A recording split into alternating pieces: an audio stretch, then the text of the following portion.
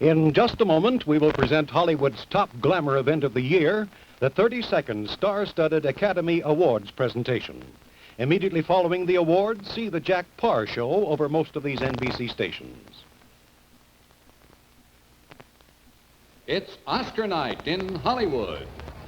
This is the Pantages Theater, where the elite of the motion picture industry and the entertainment press of the world have gathered for the 32nd Annual Achievement Awards of the Academy of Motion Picture Arts and Sciences. This evening's excitement begins with the overture, a medley of songs by one of the Academy's most nominated composers, Harold Arlen. The Academy Award Orchestra, Andre Previn conducting.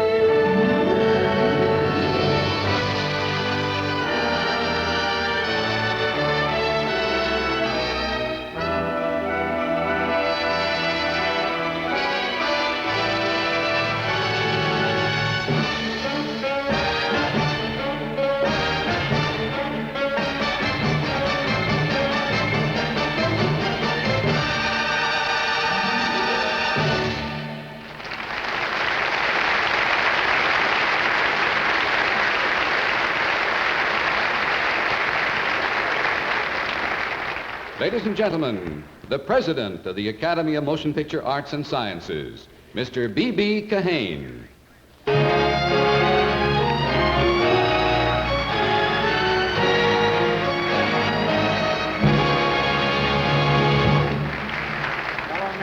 the Academy, ladies and gentlemen, good evening, and welcome to the 32nd Annual Academy Awards presentation. The Academy is again grateful to the producers, distributors, the artists, and all other segments of the industry who have made it possible for us to bring this program to you as a public service. Why are these awards so important, at least to us? I think it is because they represent the judgment of our co-workers, our peers. They decide which of us has done something of outstanding merit. Nearly 2,200 members of the Academy have voted, and tonight we will hear the winners. The pictures of this year have been rich and varied. They have been rewarding experiences for all of us. And it seems that it is only proper that the people who made these pictures should also be rewarded in some fashion. And that is what we propose to do tonight. Now, to begin the countdown to sudden glory, here is a gentleman who has become a permanent member of our annual program, the distinguished representative of Price Waterhouse and Company, Mr. Bill Miller. As you know, Mr. Miller is the zealous guardian of the sealed envelopes that contain the winners' names. Mr. Kahane, I would like to present you with your certification that Price Waterhouse has again supervised the mailing of the ballots and has tabulated the results, which I have here in the sealed envelope. Well, thank you.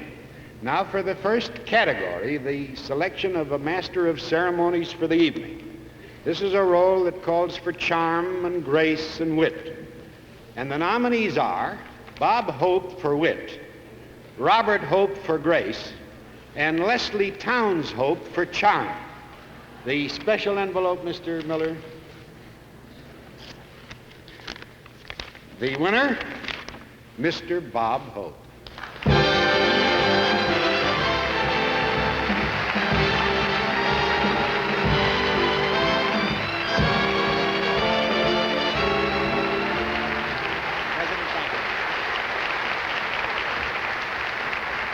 Thank you very much. Thank you, President Kahane. And how do you do, ladies and gentlemen? And welcome to Hollywood's most glamorous strike meeting.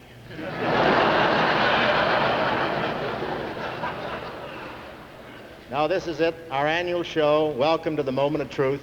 By the way, I'm Bob Hope, known as in the trade as Better Luck Next Year. Always an usher, that's the way I am. Always an usher, never an Anthony Armstrong Jones. But ladies and gentlemen, we have a wonderful audience here tonight, a glamorous audience. Mink, furs, jewels, looks like the basement of the Chicago police station.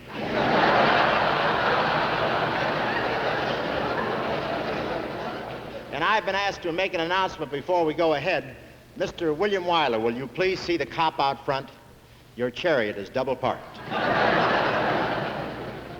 Many changes have been made since our last show. We have a new producer, a new director, and a new watch.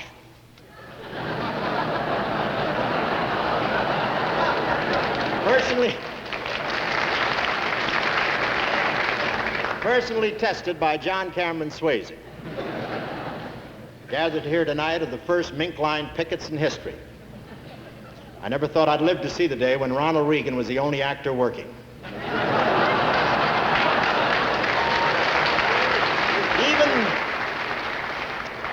Even the publicity men are out. There hasn't been a single jewel robbery during the strike. Or the strike is right there. I'm all right. I'll be fine in about an hour. No, both factions in the strike are here tonight, and I want to say that the best acting performances of the year are going on right in the audience. It just shows you what kind of people actors are. Who else would give up working for Lent?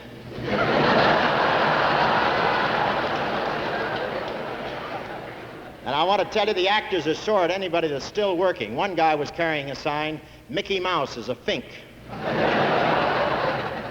I'm personally not interested in more money for my movies on television. I'm striking for police protection. Now, it's a nasty mess, though. Actors striking against producers, producers bitter against writers, agents starving in the streets. is this the kind of world you wanted Elvis to come home to?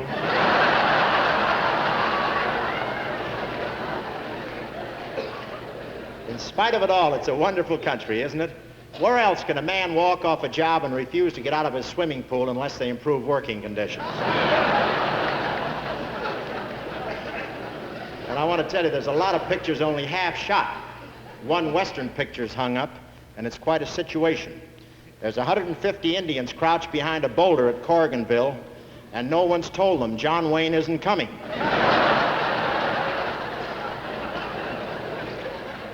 But I must say that the strike has been very peaceful outside of a couple of nasty incidents. Sir Cedric Hardwick pushed Jack Warner into the popcorn machine, and someone poured weed killer on Hedda Hopper's hat. But I must say the producers treated us actors with tact and reasonableness. At the last meeting, they brought in their own unbiased mediator, Fidel Castro. But this is a great night, and in spite of the strike, this is the night when all Filmland gathers to honor its fellow craftsmen before urging them to take up a new line of work. And you can just feel the tension in this theater. There's so much electricity in the air, anyone wearing a Dacron suit is helpless. For many, there will be heartbreak and tears. Others, fame and fortune. I can go anyway. I've taken a Tums, a Milltown, and a life insurance policy. Incidentally, there'll be no commercials on this show. I'm sorry. Well, you should have thought of it before you sat down. But anyway, our show is being telecast on the full NBC network and will be shown overseas to our armed forces. Armed forces providing General Jimmy Stewart wins. If not, it'll be buried with the first missile leaving Cape Canaveral. Jimmy Stewart was great, I thought, in that picture. It's people like him who keep people in theaters and me from Oscars. In Anatomy of a Murder, it was wonderful how he won the case for that fellow. I know someone who's seen the picture 15 times. Dr. Finch.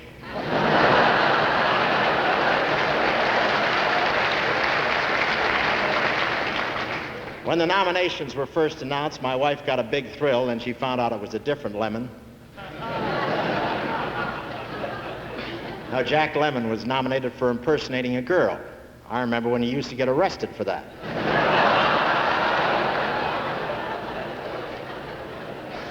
Which reminds me, in England, Charlie's aunt finally made it. Jack Lemmon is the first... Oh, it's only an hour and a half. Don't fool with it. Jack Lemmon is the first comedian ever nominated for the Best Actor Award, and it gives me something to shoot at. My agent, for instance. And Charlton Heston getting an award for Ben-Hur. How do you figure it? The most coveted award in the world of entertainment for a drag race? Our big pictures this year have had some intriguing themes. Sex, persecution, adultery, and cannibalism. We'll get those kids away from their TV sets yet, I want to tell you that.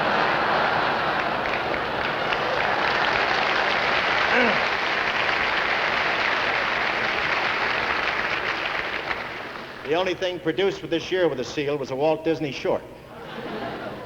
But the industry can take great pride in its achievement this year. It's the first time we've had smellies on purpose. Pictures that smell. Isn't that wonderful? I remember when you had to wait for the reviews. On the Beach was great. That was premiered in Moscow. The Russians loved it. They thought it was a newsreel.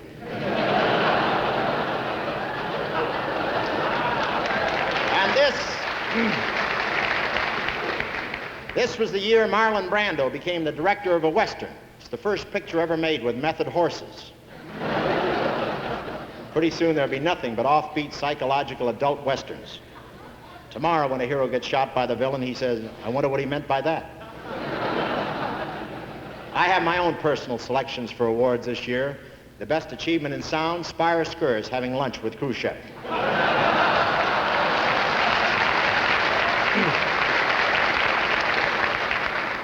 The best in short subjects, Bing Crosby.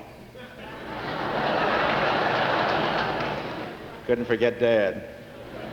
Best dramatic performance of the year, Jack Parr. But let's have Price Waterhouse get on with the awards. We know these awards are absolutely honest and above board because in 32 years, neither Price nor Waterhouse has ever won an Oscar. And I can vouch for their honesty. Believe me, if they'd ever take a bribe, I'd be the first to know.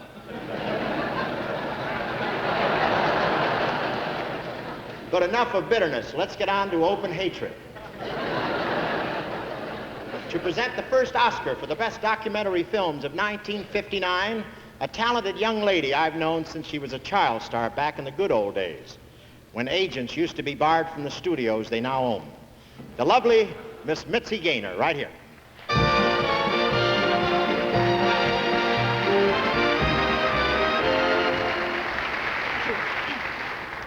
Roughly speaking, a documentary film is a non-fiction motion picture. Only those made that way on purpose are eligible for this award. The nominees for the Best Documentary Feature are The Race for Space, David L. Wolper, producer, Serengeti Shall Not Die, Bernhard, Grzimek, producer.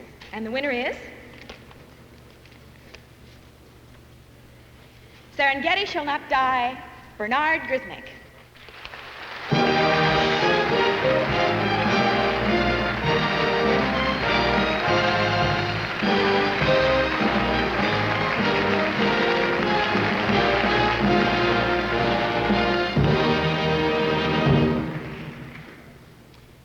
I thank the American Film Academy for the great honor to award me this famous Oscar Prize, and to the people who have focused public interest in our work in this country, particularly Mr. Wolkieser. I thank you not in my name. I am only co-producer of this film, but in the name of my late friend and son, Michael, who has been killed just when finishing our research work in Africa and this film. He should stand this evening on my place. Thank you.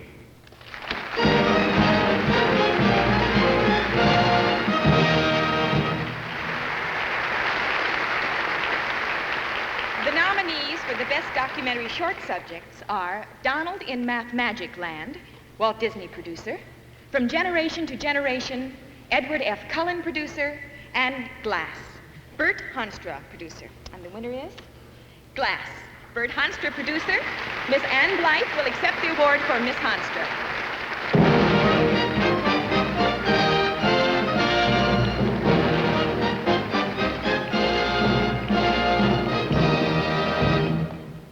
Gee, I guess this is the closest I'll ever get to one.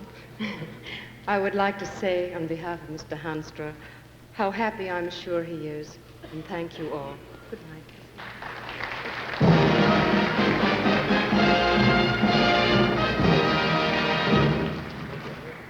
There's nothing left over.